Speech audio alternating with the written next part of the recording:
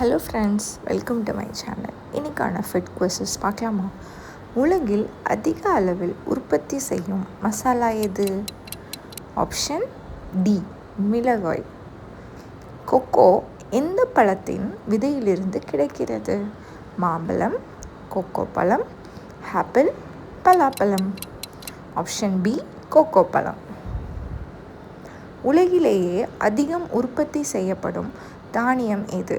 அரிசி, கோதுமை, சோளம், பார்லி. இதில் எவ்வளோ ஆன்சர்ஸ் கரெக்டாக சொல்லியிருக்கீங்க அப்படின்றத சொல்லுங்கள். Option C. எந்த பழத்தை வெட்டியவுடன் அதன் விதைகள் உடனே முளைக்க ஆரம்பிக்கும்? பலாப்பழம், மாம்பழம், பப்பாளி, தக்காளி. இந்த வீடியோ பிடிச்சிருந்தா சப்ஸ்கிரைப் பண்ணி வச்சுக்கோங்க. ஆப்ஷன் சி, பப்பாளி. கீழ்கண்டவற்றில் எது உண்மையில் ஒரு பழம்?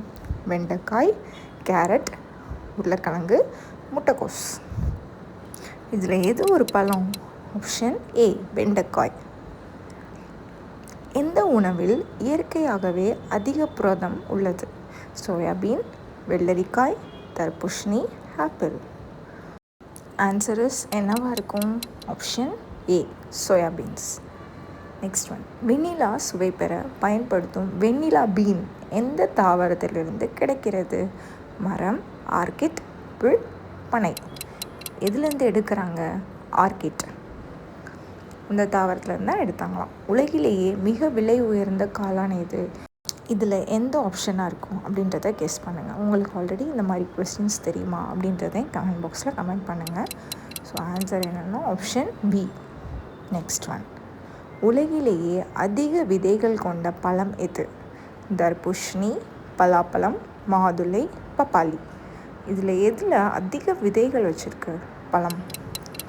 ஆப்ஷன் பி, பலாப்பழம். அதில் தான் நிறைய விதைகள் இருக்குமா. ட்ராகன் ஃப்ரூட் மலர் பொதுவாக எப்போது பூக்கும்? காலையில், மதியம், இரவு, மாலை. இதில் எப்போ ட்ராகன் ஃப்ரூட் பூக்கும்னா இரவு. இந்த மாதிரி இன்ட்ரெஸ்டிங் வீடியோஸ்க்கு என் சேனலை சப்ஸ்கிரைப் பண்ணி வச்சுக்கோங்க. அப்போ தான் அடுத்தடுத்த வீடியோஸ் உங்களுக்கு ரெகுலராக வந்துகிட்டே இருக்கும். வேறு என்ன மாதிரி வீடியோஸ் வேணுன்றதை கமெண்ட் செக்ஷனில் கமெண்ட் பண்ணுங்கள். தேங்க்யூ, பாய்.